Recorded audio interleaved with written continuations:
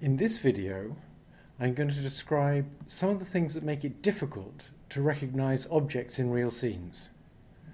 We're incredibly good at this, and so it's very hard for us to realize how difficult it is to take a bunch of numbers that describe the intensities of pixels and go from there to the label of an object. There's all sorts of difficulties. We have to segment the object out. We have to deal with variations in lighting, in viewpoint. We have to deal with the fact that the definitions of objects are quite complicated. It's also possible that to get from an image to an object requires huge amounts of knowledge, even for the lower level processes that involve segmentation and dealing with viewpoint and lighting. If that's the case, it's going to be very hard for any hand-engineered program to be able to do a good job of those things. There are many reasons why it's hard to recognize objects in images.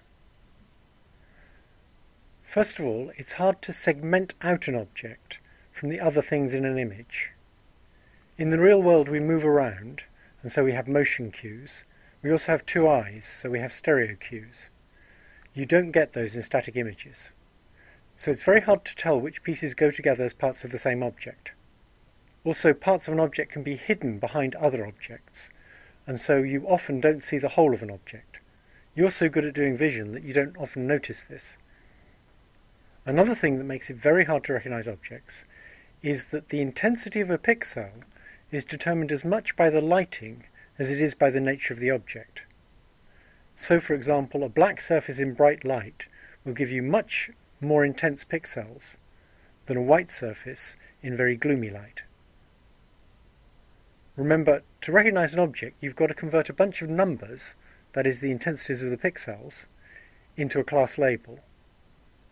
And these intensities are varying for all sorts of reasons that are nothing to do with the nature of the object, or nothing to do with the identity of the object.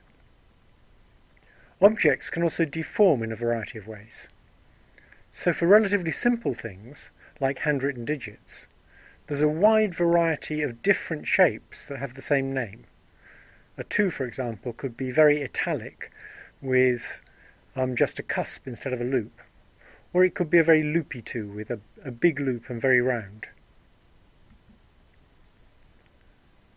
It's also the case that for many types of object, the class is defined more by what the object's for than by its visual appearance. So consider chairs.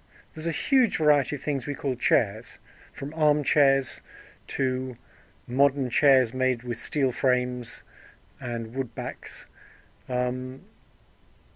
to basically anything you can sit on.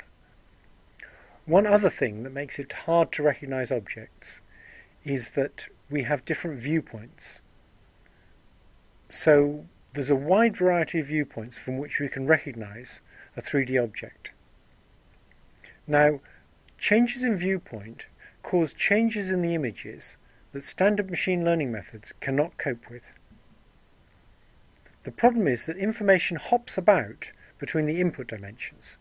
So typically envision the input dimensions correspond to pixels, and if an object moves in the world and you don't move your eyes to follow it, the information about the object will occur on different pixels. That's not the kind of thing we normally have to deal with in machine learning. Just to stress that point, suppose we had a medical database in which one of the inputs is the age of a patient and another input is the weight of the patient. And we start doing machine learning, and then we realize that some coder has actually changed which input dimension is coding which property. So for one of the coders, they've put weight where they should have put age, and they put age where they should have put weight.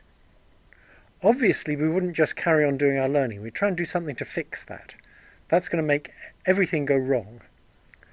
I call that phenomenon dimension hopping, when information jumps from one input dimension to another. And that's what viewpoint does, and it's something we need to fix. And preferably, we'd like to fix it in a systematic way.